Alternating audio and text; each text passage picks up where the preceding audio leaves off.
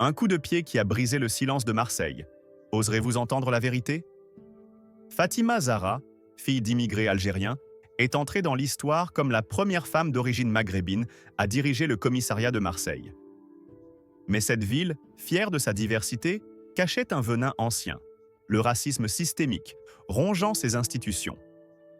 Lors d'un procès explosif au palais de justice, où son frère Malik, un adolescent au regard doux, était accusé à tort de vol, Fatima a osé défier l'ordre établi.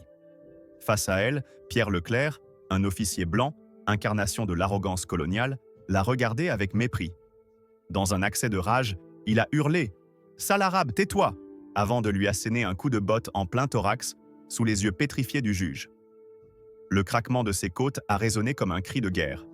Le sang a coulé sur son uniforme, tachant le sol de la vérité qu'on voulait étouffer.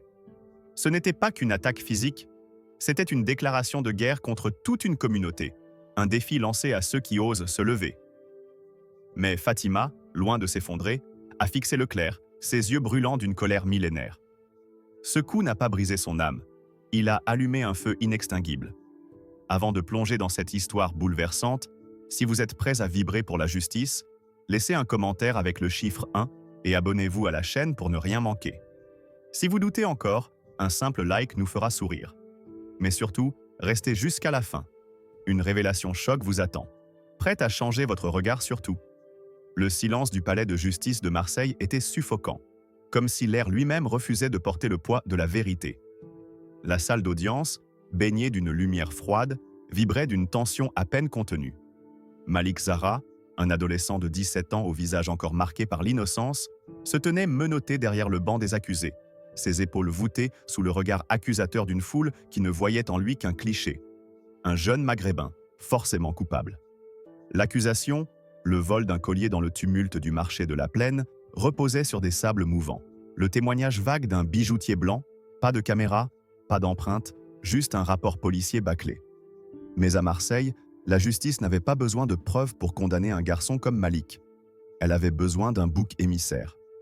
Pierre Leclerc, l'officier au cœur de ce drame, se tenait près de la porte, ses bras croisés, son uniforme impeccable, un sourire narquois à peine dissimulé. Ses yeux, d'un bleu glacial, scrutèrent la salle comme un prédateur évaluant sa proie. Pour lui, Malik n'était pas un individu, mais une catégorie. Ces jeunes des quartiers, comme il les appelait dans les couloirs du commissariat, crachant des insultes racistes sans crainte de réprimande. Ce jour-là, il n'était pas là pour protéger l'ordre, il était là pour le dicter. Lorsque Fatima Zahra, encore tremblante du choc de son agression quelques minutes plus tôt, tenta de s'approcher de son frère, Leclerc s'interposa, son torse bombé comme un rempart. « Reste à ta place, l'Algérienne », siffla-t-il, assez fort pour que la salle entière l'entende. Un murmure choqué parcourut les rangs, mais personne n'osa intervenir. Pas le juge, figé sur son siège, pas le greffier, dont les doigts s'immobilisèrent sur son clavier, pas même les avocats, habitués à fermer les yeux sur les dérapages des uniformes. Puis vint l'instant où la fureur de Leclerc explosa, brute, incontrôlée. « Tu crois que tu peux jouer la chef ici ?» rugit-il, son visage rougi par une rage qu'il ne cherchait plus à masquer. « Vous, les Arabes, vous êtes tous pareils, des parasites, des voleurs. » Les mots, comme des lames, lacérèrent l'air. La salle retint son souffle. Malik, menotté, releva la tête, ses yeux brillants de larmes qu'il refusait de laisser couler. Fatima, le sang séchant sur son front, se redressa lentement, son regard planté dans celui de Leclerc. Elle ne répondit pas. Pas encore. Mais ce silence, lourd comme une tempête imminente, était plus menaçant que n'importe quelle réplique. Soudain, Leclerc perdit tout contrôle. Dans un mouvement rapide, presque animal, il leva sa botte et frappa Fatima au thorax avec une violence inouïe. Le craquement de ses côtes résonna dans la salle, suivi d'un hurlement étouffé de Malik qui tenta de se lever mais fut plaqué par un autre officier. Fatima s'effondra contre le banc, son corps plié en deux, le collier de sa mère, un bijou d'Algérie qu'elle portait toujours, arraché dans la chute, roulant sur le sol comme une relique profanée. Des dossiers s'éparpillèrent, leurs pages blanches flottant comme des fantômes d'une justice absente. La salle entière était paralysée, figée dans une horreur muette. Une vieille femme dans le public porta la main à sa bouche, un adolescent serra son téléphone, n'osant pas filmer. Le juge, pâle comme un spectre, bégaya « Monsieur Leclerc, calmez-vous ». Mais sa voix, faible, se perdit dans l'écho du chaos. Ce n'était pas un simple coup. C'était une déclaration, une affirmation brutale du pouvoir blanc, un rappel que, dans cette salle, la couleur de peau dictait la vérité. Leclerc, haletant, pointa un doigt tremblant vers Fatima. « Tu mérites pire, sale immigré !» cracha-t-il, ces mots imprégnés d'une haine si ancienne qu'elle semblait héritée. Mais ce qu'il n'avait pas prévu, c'était la résilience de Fatima. Malgré la douleur qui irradiait dans sa poitrine, malgré le sang qui tachait son uniforme, elle se releva, chancelante mais inflexible. Son regard, incandescent, croisa celui de Leclerc, et pour la première fois, une lueur de peur traversa les yeux de l'officier. Elle ne parla pas, mais son silence hurlait. Ceci n'est pas la fin, c'est le début. Un détail inédit émergea alors, ajoutant une couche de tension au drame. Dans la poche de Fatima, glissée discrètement par un greffier anonyme juste avant l'audience, se trouvait un bout de papier froissé. Dessus, une phrase manuscrite. « Leclerc a déjà fait ça. Cherchez le dossier 47B. » Ce n'était pas une preuve, mais un fil à tirer, une promesse que l'histoire de cet officier cachait d'autres horreurs. Ce morceau de papier, brûlant dans sa poche, devint son arme secrète, un symbole que la vérité, même enterrée, trouvait toujours un chemin pour ressurgir. Ce moment, capturé par un téléphone tremblant dans les gradins, devint une bombe sur les réseaux sociaux. En quelques heures, la vidéo de l'agression, le coup, les insultes, le sang enflamma Marseille, révélant au grand jour la fracture raciale que la ville avait si longtemps niée. Mais dans les coulisses, le système se referma comme une forteresse. Fatima, encore meurtrie, comprit que ce combat ne faisait que commencer. Chaque pas qu'elle ferait désormais serait une marche vers la vérité, ou un pas de plus vers le danger.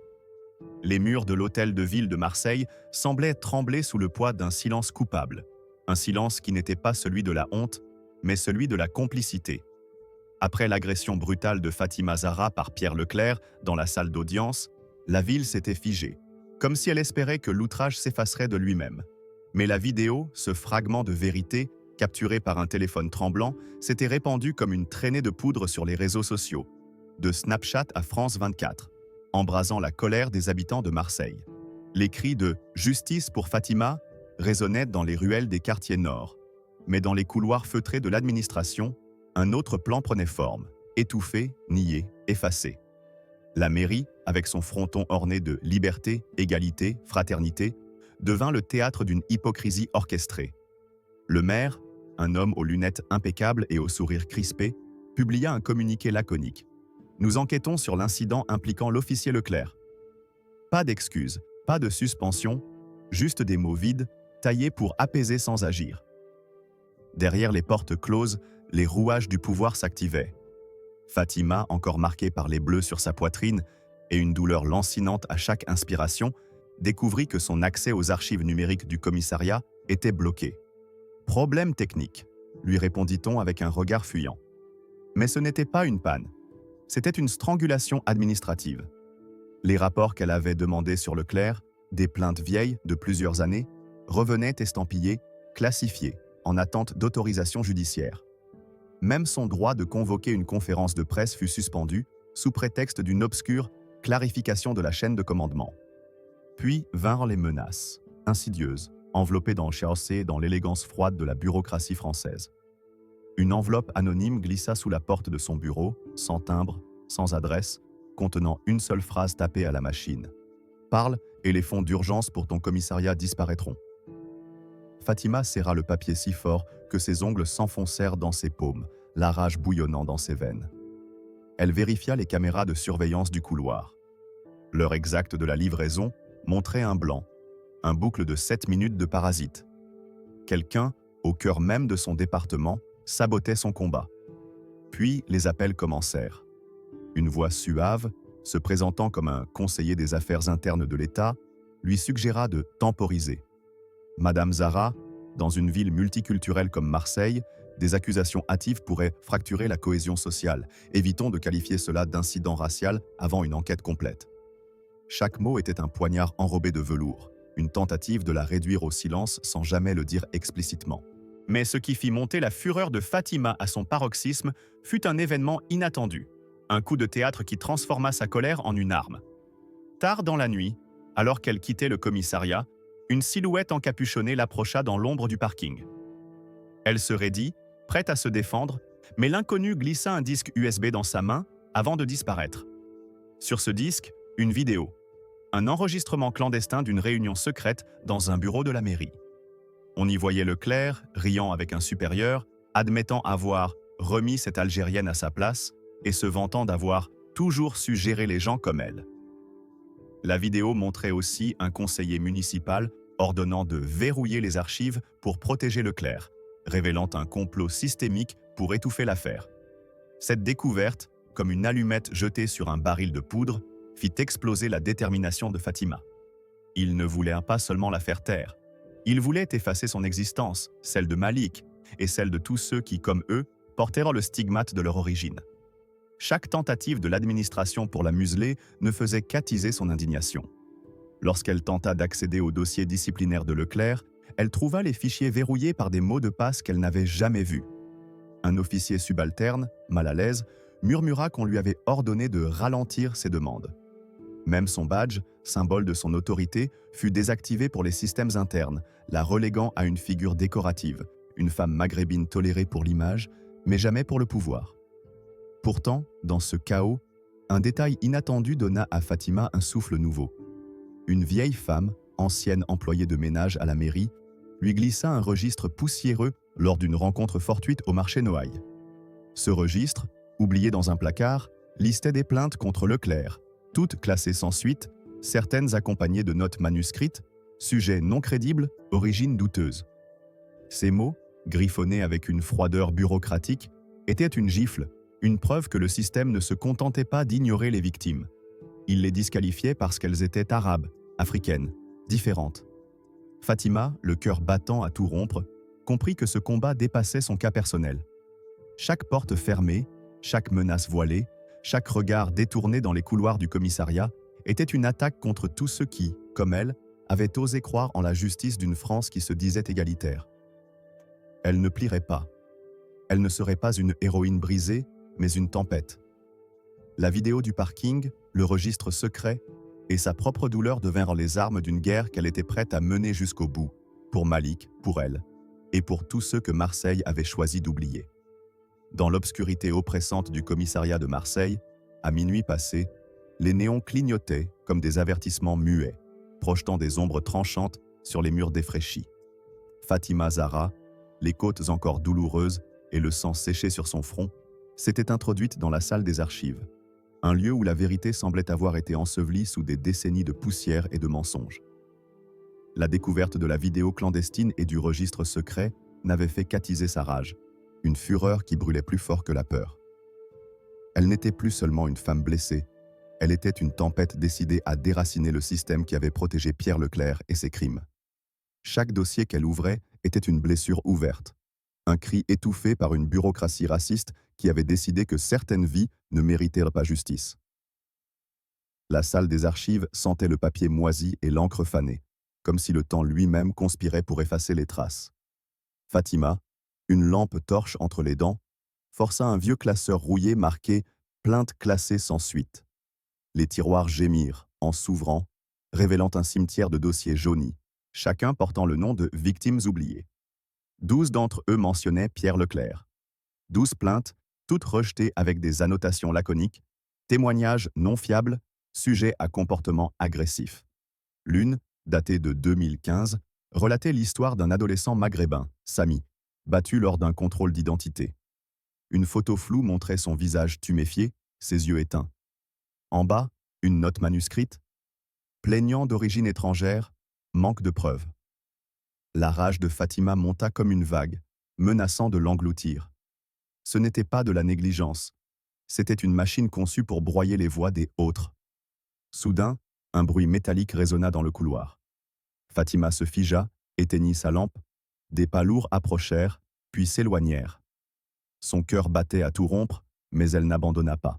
Elle découvrit un détail qui transforma sa colère en une arme affûtée. Un rapport interne, caché dans une pochette scellée, révélait que Leclerc avait été décoré pour bravoure le même mois qu'une plainte pour brutalité avait été classée. Le document mentionnait une réunion secrète où un supérieur avait ordonné de protéger l'officier à tout prix pour éviter un scandale avant les élections municipales.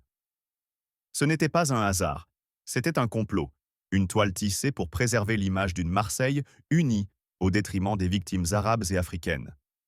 Fatima, les mains tremblantes de fureur, photographia chaque page, chaque note, chaque signature. Mais un élément inattendu surgit, ajoutant une tension presque insoutenable. En fouillant plus loin, elle trouva une cassette audio, étiquetée Entretien confidentiel, Leclerc, 2018.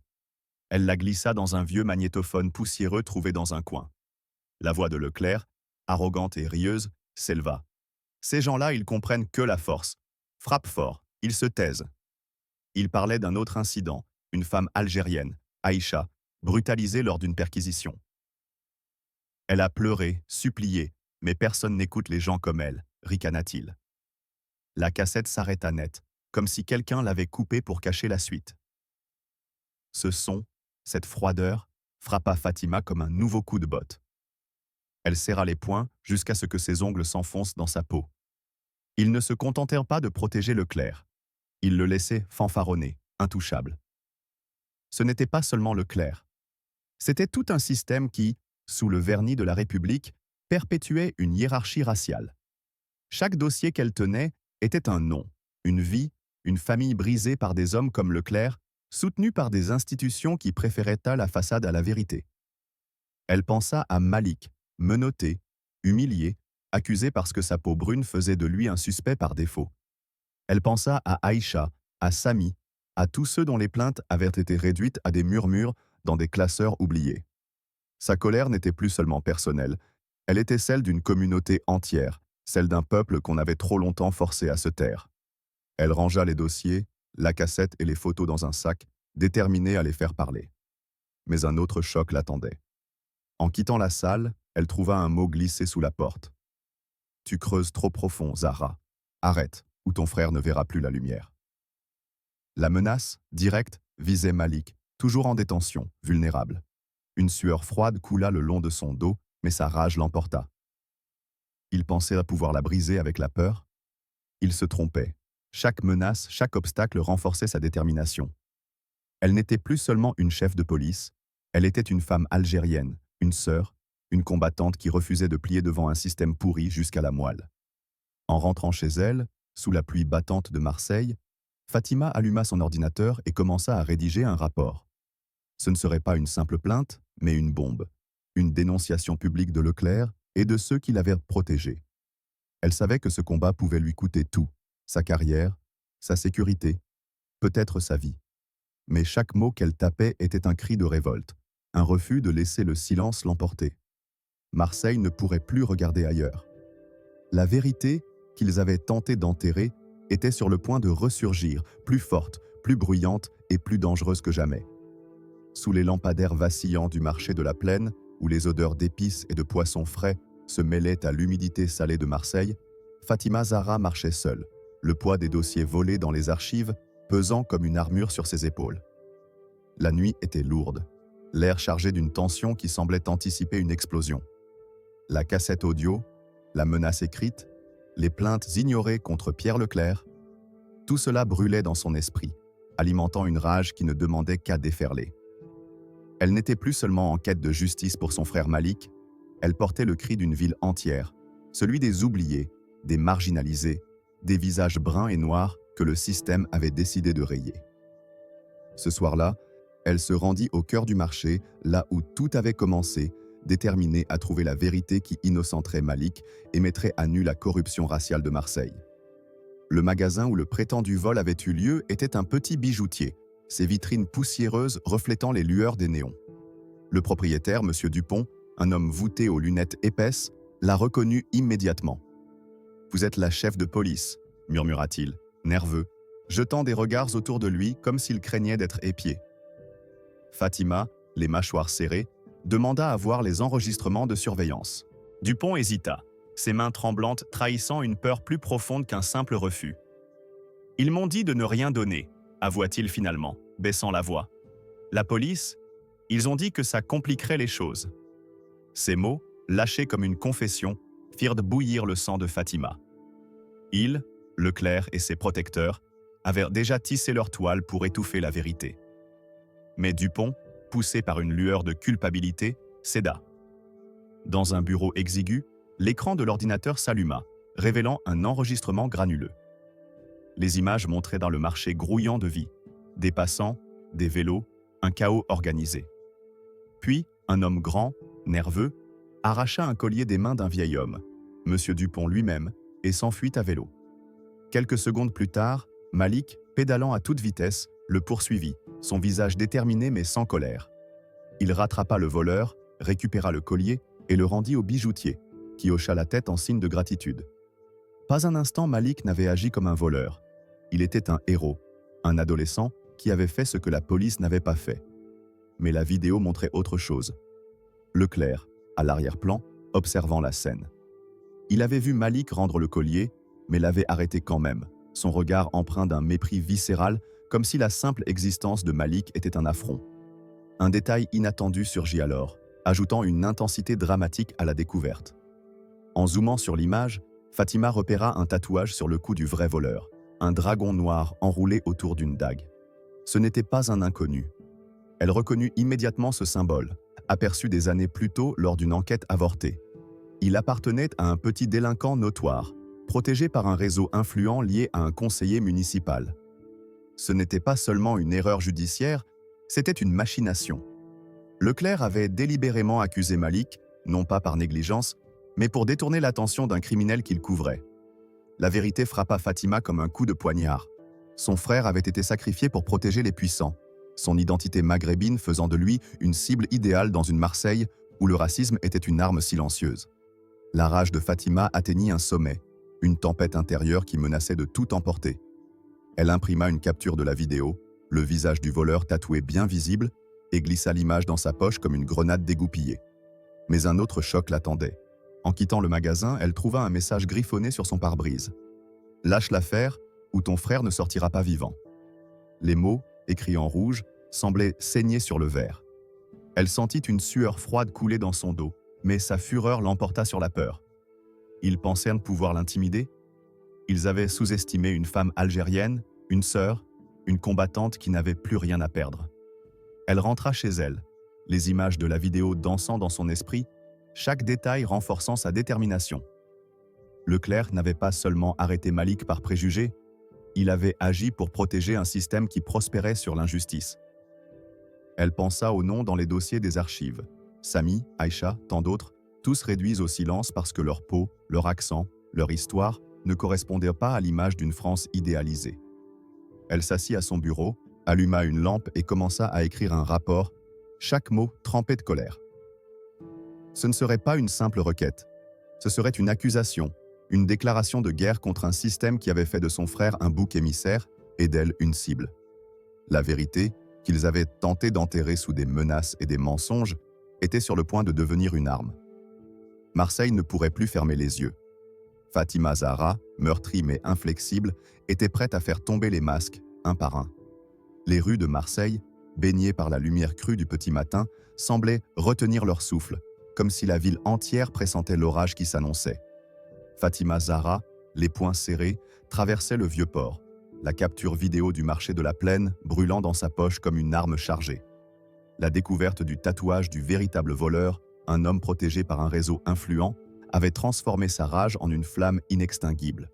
Elle n'était plus seulement une femme en quête de justice pour son frère Malik, elle était devenue une force prête à démolir les fondations d'un système qui prospérait sur le silence des opprimés. La vidéo, les dossiers, la cassette audio, tout convergeait vers une vérité que Marseille avait trop longtemps étouffée. Le racisme institutionnel, incarné par Pierre Leclerc, n'était pas une anomalie, mais le pilier d'une machine bien huilée. Fatima s'installa dans son bureau, un espace désormais hostile, où chaque regard de ses collègues semblait chargé de suspicion. Elle ouvrit son ordinateur portable, les doigts tremblants non pas de peur, mais d'une colère si intense qu'elle semblait consumer l'air autour d'elle. Elle commença à rédiger le rapport Zahra, un document de 200 pages, un acte d'accusation contre un système qui avait fait de son frère un bouc émissaire et d'elle une cible. Chaque mot qu'elle tapait, était un coup porté contre l'hypocrisie d'une ville qui se drapait dans les valeurs de la République tout en piétinant ses citoyens maghrébins. Le rapport exigeait des réformes radicales. Un conseil de surveillance civile indépendant, composé à 60% de résidents des quartiers populaires, la publication intégrale des antécédents disciplinaires des officiers et une réouverture de toutes les affaires impliquant des minorités classées sans suite au cours des 15 dernières années. Mais ce n'était pas assez. Elle ajouta une demande audacieuse, la création d'un protocole baptisé Protocole Malik, imposant une double vérification par un avocat et un représentant communautaire pour toute accusation contre un mineur d'origine maghrébine ou africaine. Ce n'était pas une réforme, c'était une révolution. Un événement inattendu vint alors ajouter une tension dramatique à son combat. En triant les dossiers, Fatima trouva une lettre anonyme glissée dans un vieux rapport, écrite à l'encre noire. Leclerc n'agit pas seul. Vérifiez les comptes de la mairie, 2017. Intriguée, elle plongea dans les archives financières publiques, accessibles en ligne mais rarement consultées. Ce qu'elle découvrit fit bouillir son sang.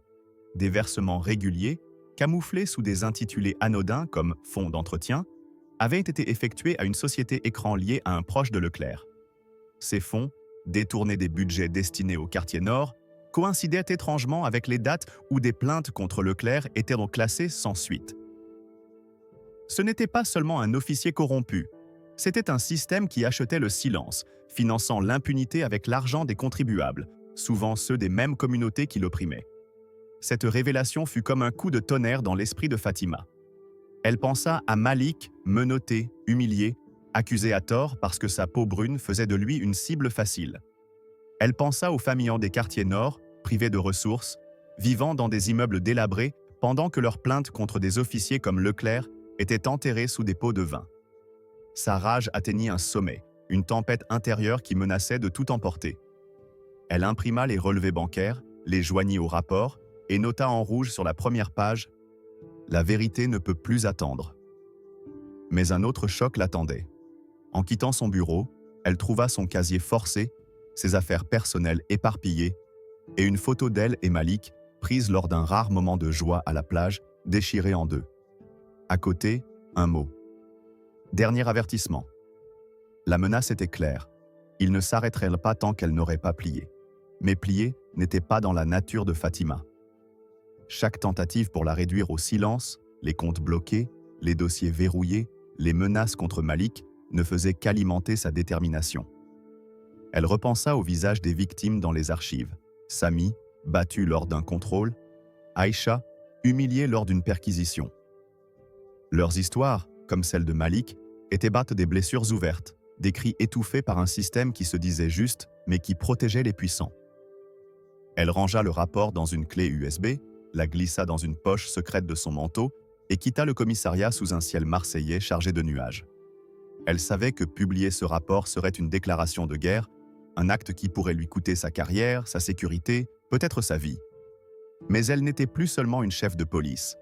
Elle était une femme algérienne, une sœur, une combattante qui refusait de laisser la vérité être enterrée une fois de plus.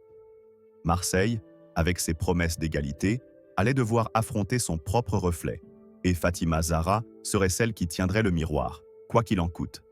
La salle du conseil municipal de Marseille, ornée de dorures et de portraits d'anciens notables, était saturée d'une tension si palpable qu'elle semblait prête à exploser.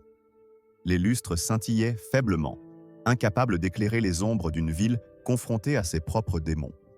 Fatima Zahra, le rapport Zahra, serré contre sa poitrine comme un bouclier, se tenait debout face à une foule hétéroclite.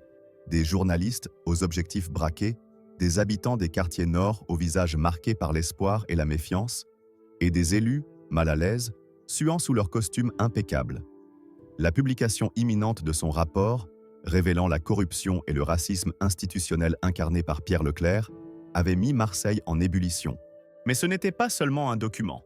C'était une arme, forgée dans la douleur de Malik et des innombrables victimes oubliées, prête à faire tomber les masques de l'hypocrisie. Fatima s'avança vers le pupitre, ses talons claquant sur le marbre comme un compte à rebours. Les écrans derrière elle s'allumèrent, diffusant la vidéo de l'agression au tribunal. Leclerc, hurlant des insultes racistes, son pied s'écrasant contre la poitrine de Fatima, le sang coulant sur son uniforme. La salle retint son souffle, certains détournant le regard, incapables de supporter la vérité brute. Puis, d'un geste théâtral, Fatima lança son badge de police sur le sol. Le métal heurta le marbre dans un clang retentissant, un rejet symbolique de l'institution qui l'avait trahi. « Je ne serai plus votre alibi !» cria-t-elle, sa voix tremblante de rage mais d'une clarté tranchante. « Vous m'avez fait chef pour parader, pour prétendre que Marseille est juste, mais vous n'avez jamais voulu de justice. Vous avez voulu mon silence et celui de tous ceux qui, comme Malik, sont jugés coupables avant même d'ouvrir la bouche. » Un frisson parcourut l'assemblée. Le maire, blême, tenta d'intervenir. « Madame Zahra, nous comprenons votre douleur, mais… » Elle le coupa net, son regard incandescent le clouant sur place. « Ma douleur ? Ce n'est pas de la douleur, c'est de la rage. La rage d'une femme algérienne, d'une sœur, d'une communauté qu'on a piétinée trop longtemps. » Elle brandit le rapport, ses pages épaisses comme un acte d'accusation. « Ceci n'est pas un rapport, c'est un miroir, et il montre vos visages à tous. Vous avez laissé Leclerc brutaliser, humilier, détruire des vies parce qu'il ciblait des Arabes, des Noirs, ceux que vous jugez indignes de votre justice. » Un détail inattendu ajouta alors une intensité dramatique à la scène. Alors qu'elle parlait, un projecteur s'alluma, révélant un mur couvert de photos. Des visages de victimes tirés des archives, Sami, Aïcha et d'autres, leurs regards figés dans des plaintes jamais entendues. Mais au centre, une image nouvelle, une capture d'écran d'un courriel interne, intercepté par un informateur anonyme, montrant un échange entre Leclerc et un conseiller municipal. « Zahra devient un problème, neutralisez-la avant qu'elle ne parle », écrivait le conseiller. La foule explosa en murmures, certains criant « honte ». Les élus se figèrent, leur masque de neutralité craquant sous la pression. Ce courriel n'était pas seulement une preuve de corruption, il était la confirmation que Fatima était une cible, non pas pour ce qu'elle faisait, mais pour ce qu'elle représentait. Une femme maghrébine défiant un système bâti sur l'exclusion. La rage de Fatima atteignit un paroxysme, alimenté par chaque injustice qu'elle avait découverte. Elle se tourna vers Malik, assis au premier rang, son visage marqué par les menottes et l'humiliation. « Mon frère a été accusé parce qu'il est maghrébin », lança-t-elle, sa voix brisée mais puissante. « Il a rendu un collier volé, et vous l'avez traité comme un criminel. Vous n'avez pas vu un garçon, vous avez vu un stéréotype. » Puis Malik se leva, défiant les regards, et prit la parole. « Ils m'ont dit que je ressemblais à un voleur, » dit-il, sa voix tremblante mais claire. « Ils m'ont dit que ma place était en prison, que ma peau était ma condamnation. Mais je ne suis pas un voleur, et je ne me tairai pas. » La salle éclata en applaudissements, un rugissement de soutien qui fit trembler les murs. Un conseiller tenta de reprendre la parole. « Madame Zahra, nous devons éviter les jugements hâtifs. » Mais Fatima l'interrompit, sa voix comme une lame. « Hâtifs ? Des décennies de plaintes ignorées, des fonds détournés, des vies brisées, et vous parlez de hâte ? Votre silence est votre crime. » Elle posa le rapport sur la table avec un bruit sourd, un défi lancé à tous. Chaque page était un nom, une histoire, un cri que Marseille ne pourrait plus ignorer. Elle se tourna vers la foule, les larmes aux yeux mais le menton haut. « Ceci n'est pas ma lutte seule. C'est la vôtre. Pour chaque enfant qui marche dans ces rues, coupable avant de parler, pour chaque mère qui prie pour que son fils rentre vivant. » Le silence qui suivit était électrique, chargé d'une promesse de changement. Fatima n'était plus une chef de police. Elle était une voix, une flamme, une femme algérienne qui avait brisé les chaînes du silence. Marseille, sous ses yeux, commençait à se réveiller, et rien ne pourrait arrêter ce qui venait. La salle du conseil municipal de Marseille, drapée de dorures et d'une solennité feinte, vibrait d'une tension explosive, comme si les murs eux-mêmes craignaient l'éruption imminente. Fatima Zahra, tenant fermement le rapport Zahra, se dressait face à une foule hétérogène. Des journalistes aux caméras avides, des habitants des quartiers nord aux regards pleins d'espoir et de défiance, et des élus, mal à l'aise, suant sous leurs costumes bien taillés. La révélation des détournements de fonds et des plaintes étouffées contre Pierre Leclerc avait secoué Marseille. Mais ce jour-là, dans cette salle, Fatima était prête à transformer sa rage en un feu qui consumerait l'hypocrisie de la ville. Elle s'avança vers le pupitre, ses pas résonnant comme un défi sur le marbre froid. Les écrans derrière elle s'allumèrent, projetant la vidéo brutale de l'agression au tribunal. Leclerc, crachant des insultes racistes, son pied s'écrasant sur la poitrine de Fatima, le sang tachant son uniforme. La foule retint son souffle, certains détournant les yeux, incapables d'affronter la vérité. D'un geste chargé de mépris, Fatima lança son badge de police sur le sol. Le claquement métallique trancha le silence. « Je ne serai plus votre façade !» cria-t-elle, sa voix vibrant d'une colère incandescente. « Vous m'avez nommé chef pour parader, pour faire croire à une Marseille égalitaire. Mais vous avez laissé Leclerc humilier, brutaliser, détruire des vies parce qu'il visait des Maghrébins, des Noirs, ceux que vous jugez indignes. » Un détail inattendu fit alors basculer l'atmosphère. Un projecteur s'alluma, révélant une fresque projetée sur le mur. Des photos de victimes, Samy, Aïcha, d'autres encore, tirées des archives, leurs visages marqués par l'injustice. Mais au centre, une pièce maîtresse, un enregistrement audio piraté, obtenu d'un dénonciateur anonyme, où Leclerc riait avec un supérieur. « Les Arabes, on les mate, point final. Zara, elle finira comme les autres ?» La foule explosa en cris de honte, certains se levant, poings serrés. Ce n'était pas juste une agression, c'était la preuve d'un complot pour réduire au silence une femme algérienne qui osait défier le système. Fatima pointa les élus, sa voix comme une lame.